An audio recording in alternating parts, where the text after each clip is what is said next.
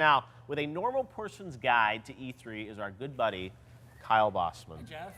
Kyle, how's it going? It's going great. How does things look in 4K to you? Stop it with the 4K. There's alcohol poisoning. Listen, there's 15,000 extra people going to E3 this year. We should explain that. So They're normal the public people. The public's coming to this E3 year. For the first time. When I was a kid, I got to sneak into E3 because I was a member of the press. But yeah, were you not the press? What is it? What do you mean? I was, but I was underage. So E3 had a rule 18 and older. Yeah. And I was 15 at the time. So the first E3 23 years ago, I had to politely walk in with your badge. Yeah. No, I actually had a special permission letter, so I worked it out. But a lot of people, as you said, and I've met people around the country when I've been traveling. They're all like, "I'm traveling to E3. This is a dream come true that you can legally go to E3." Yeah, legally. It's all legal. Yeah, and so I thought it'd be cool to just do some tips for just people who are going to E3 for the first time who are regular people. They're not E3 pros. How many years have you been going to E3? Sorry? How many years have you been going to E3? Jeff, I think it's like 8 this year. Wow. Okay. I think it's 8 years. You're a veteran. My first years, I was at QA at Activision. Okay. Yeah, it was cool. So I never knew you were in QA. Yeah. What games did you work on?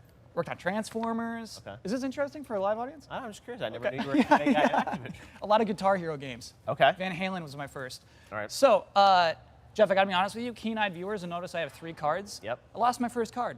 Okay. Somebody around LA Live is like walking around like, I got a sweet E3 tip, my friends. Okay, so you got 3 tips for us? No, I got 4. I got 4 tips. First one is that the lines are super long. Yes. And I think that's something that somebody's got to be prepared for coming into E3. You got to know those lines are going to be hours long. If you want to play, Mario Odyssey, you're going to be waiting 6 hours. Yeah, I had a question for you actually. Yes. So let's say you walk into Nintendo, right? And they're like, Mario line is 5 hours long. Yep. Do you bolt or do you stick through it?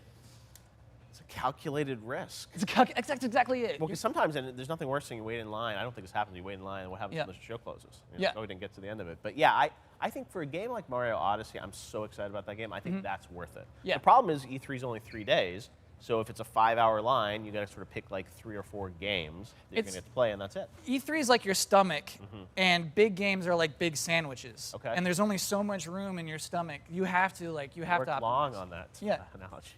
Jeff, no, I didn't. Okay, so number 2, my second tip, short lines are cool too. Yeah. So here's one thing I really genuinely dig about E3 is that in the Microsoft booth, in the Sony booth, lots of tiny booths, there are short lines. Yes. And those are for short games, but usually, I wasn't aware of this when I first came, there's usually developers who are working on that game right there. And as long as you're not weird and mean to them, they're enthusiastic to talk to you about and the they're game. so excited. Yeah. Because they're standing there and they don't have anyone to talk to. So if you go up to them, that's what's great about E3 is there are the smaller games. And yes, there's Battlefront and Call of Duty and other big titles, but you're right.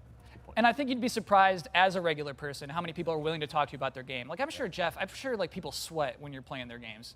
It's fun because sometimes I'll sneak around like a PAX or something and just start playing some of the indie games. Yeah. And be like, oh my God, Jeff's playing it, what do you think? But it's heartwarming and I discover so many interesting smaller games through that because it's like, we know the big games of E3. Right. What we want to do is find the small little gems. And look, now there's ID at Xbox, and we actually got a bunch of indie games coming by the show, and I love those smaller games. Yeah, good tip. Me too, and there's some of the funnest stuff to see. Yeah. Number 3, E3 has 2 halls, and they're both worth checking out. Yes. So basically my idea here, Jeff, is that you think you can go to Disneyland for a day, and that's fine, I don't need California Adventure. E3 is not like that. E3, you have to go see everything. You got to walk around everything. If you had to pick one, and what's interesting this year is usually Microsoft, Sony, and Nintendo are all in the same hall, West Hall. Yeah. This year, Microsoft bolted to the other hall. Yeah, and they got a tinier booth. What is that? What's that about?